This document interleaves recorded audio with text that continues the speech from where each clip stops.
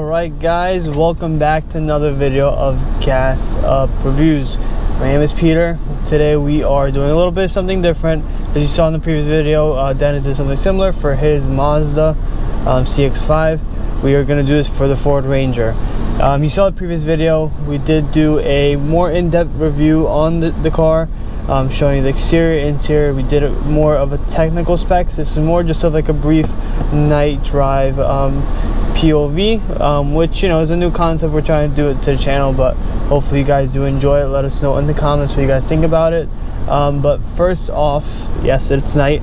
I'm just gonna go over the basic layout of the car. So at night, as you see, my seats are on heated seats. The controls are right here, underglow right here. So if you go play around the settings, you saw before I was in CarPlay. There is maps, I have Bluetooth connected, you know, just the typical features of a newer 2020 plus car. You can change everything on here, so Apple CarPlay, you can add a Ford Pass Connect, which I can actually show you guys on my phone over here. So what this essentially is just shows you my car. It just shows you if the car is on, where the car is located, locked, unlocked. You can also set up whatever you like schedule your remote start. You can also check your service, what tire pressure you have, how much oil life you have, which is a cool feature to have. It does, whenever I have something, an issue pop up or anything, it does pop up on my end, which is a cool feature. For example, I actually have a cold intake installed on this, so sometimes I get a faulty sensor for it. So it does pop up. For example, see how it says service engine soon, that is for the vehicle. So just a basic brief rundown. As you guys saw in the previous video, it has the towing capacity right over here. It shows you all the functions. Auto stop, the button is right over here, which I'm gonna turn off for this video because I personally do not like that at all. You have two 12-volt connections for ports for charging. You have two regular USBs over here. This is kind of my junk drawer, but here you have a central cabinet. This I actually bought off of Amazon. This is a come with the standard. The glove box compartment's over here as per usual. Just has a very basic screen, nothing too fancy. No new digital screens. This is still, like I said before, the part of the previous generation, so it is a little bit older. Like I said, you can adjust the underglow. Seats are comfy, no cooling seats, of course, just heating, which sucks, but it is what it is. But I'm gonna take it outside, show you guys what the car has, how it looks at night. You know, it's nicely lit up with the LED underneath, the new taillights. What it does not have, which sucks, is some cars have the headlights where you turn, the light follows the turn. The Ford pickups do not have that. I don't believe any Ford pickup has that, which sucks, which I would want to have, but you can see the underglow, the side markers right here look very nice at night. You don't really see the wheels like that, which is fine. Here you have nicely lit up, the license plate's lit up, the rear is lit up as well. So you can actually turn on the tow light inside. So you're gonna click this button right over here, like that, this pop up. It is pretty nice and bright. You know, if you need to ever throw something in the back at night. This is also my new trim that I added on recently, my new plastic trim. I don't really like it that much. Wish it was a little bit better made, especially for the money. It was about $500. I wish it's more stable, but you know, since I did get in the cold, when it gets warmer, hopefully it does get a little bit better when it comes to that. Hopefully it shrinks in, but right now it's a little finicky. So yeah, so now going to the inside, like I said, this is my daily, so it is a little messy, so I apologize for that. But going to the back seats, that's me sitting comfortably. So I am actually 6'2", and I do sit comfortably. That's me laying fully back. That's just how my driving style is. It does not, I still have a lot of space. Even all the way lean back, I have a lot of space. I am 6'2" once again. There is a little compartment over here. You have ports as well. Here you have a regular plug-in, an AC 12 DC. Then you also have 2 regular USBs. You know, it's very nice. It's very basic, like I said. There's a cup holder here, which is nothing crazy. It is just a cup holder. Okay, so like I said, very basic. You know, you have your compartments here. Also leather seating. This is not synthetic, this is original leather. You have one of the options that it does come with the truck is that whenever a person sits in the back, I will get a signal saying their seatbelt's not on, which is annoying because sometimes there's no one in the back, and for example there's an animal in the back and it does sense it, which is, I guess it's a cool feature to have, but it's one of those features that constantly annoy you, which is fine. Unfortunately, the back window is not power, it's fully manual, which is all right, but I do like that option. If you had to you know, it would be nice to have power windows, but that's fine. And there is no sunroof for the Ford Rangers, which I personally do not like sunroofs, so I don't actually mind that, but in that sense, yeah. And then when you're reversing, you know, you don't really see it because it is raining, unfortunately, but the tow hook is centered, which is obvious. But it is very convenient for when you are towing and when you are backing up to connect the trailer. But yeah, so we are gonna actually go on a test drive now, and then I'm gonna have to turn off the light because I don't want to get stopped by the cops. But yeah, so now I'm gonna take you guys around, show you guys what you know, how night driving is with the Ford pickup. I like it. Like I said before, it feels like a unit on the road. You can easily pick up speed if you need to. If it's, you know, if even on a rainy day you don't feel like you're not sliding out or anything, it does have that 4x4 option. You can lock your rear diff if you need to. I personally just use two-wheel drive unless I'm towing. You need to be more safe than sorry. You're cruising. This is a 10-speed automatic, so it does quickly shift gears, which is a nice touch. I like that, especially for a heavy truck weighing about 4,800 pounds, and it is only a 2.4 liter turbo engine, which, you know, is not big, but for what it is, 250 horsepower, it does do the job. I'm not saying this is a sporty type of truck. You know, even Ranger Raptors aren't that quick.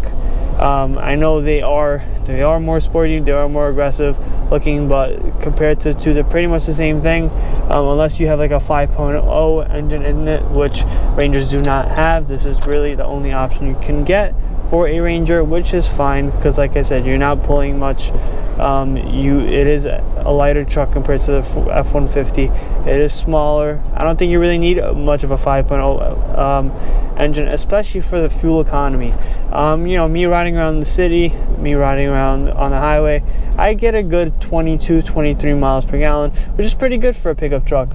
You'd expect a lot of pickup trucks do have about 18 to 20 miles per gallon, which is not good. The TRX, for example, has about 8 to 12 miles per gallon, which definitely sucks, especially for an 18-gallon fuel tank, which I have. It's not bad. I drive every day. I go to work and back. I do drive around quite often. Actually, since I've purchased this truck in July, I put about 6,000 miles. It is December now, so I do drive this car often.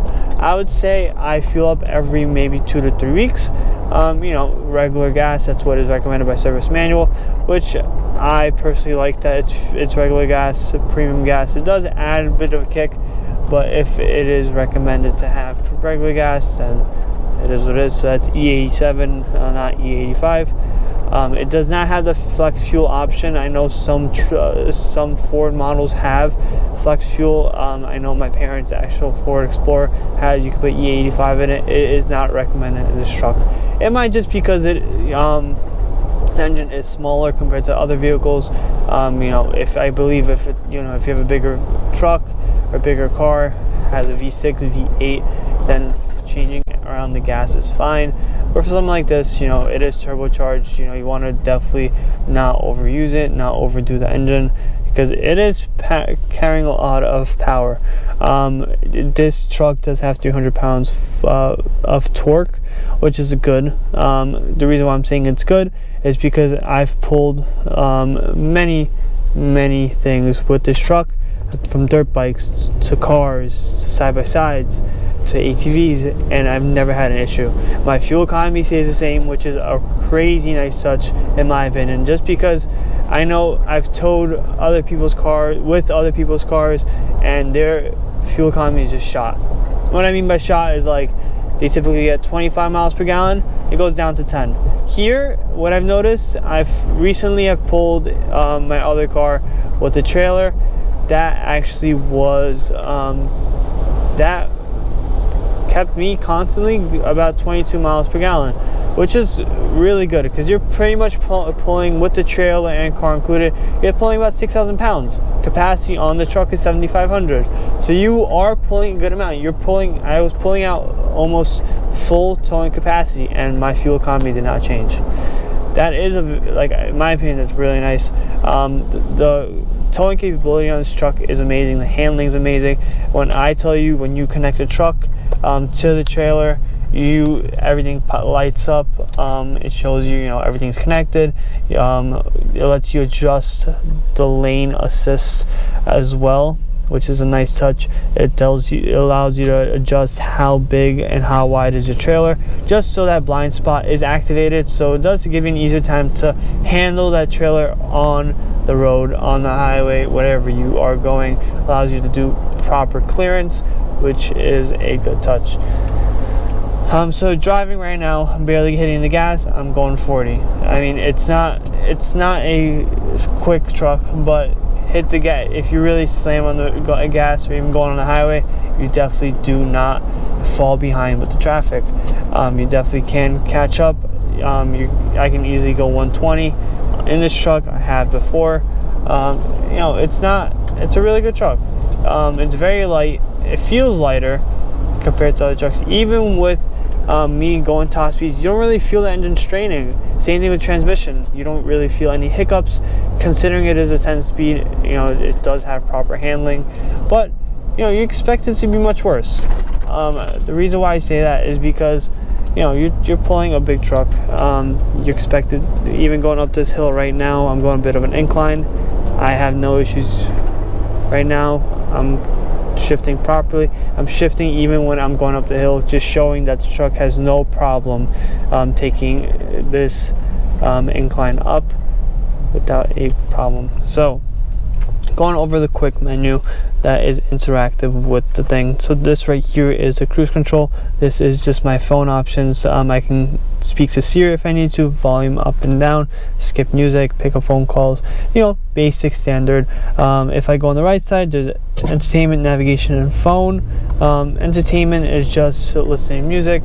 You can't skip music on here with this notifications here, but you can change it with the options down here. So for navigation, so every Ranger, I believe Lariat, has maps built in, but let's be honest, who uses maps anymore than navigation that's built in? I personally use CarPlay. That's just my go-to. Makes it easier for me. It's very seamless that way. The mic pickup is pretty good on it too. I wouldn't say it's the best. The mic pickup is actually right here. It's not the best because I've had miscommunications. People can't hear me that well, or they'd say to speak up, or sometimes it cuts out. So the mic system's not perfect. Will it get you to speak in a conversation with someone and hopefully they hear every word? Yeah. Would I say it's phenomenal? No.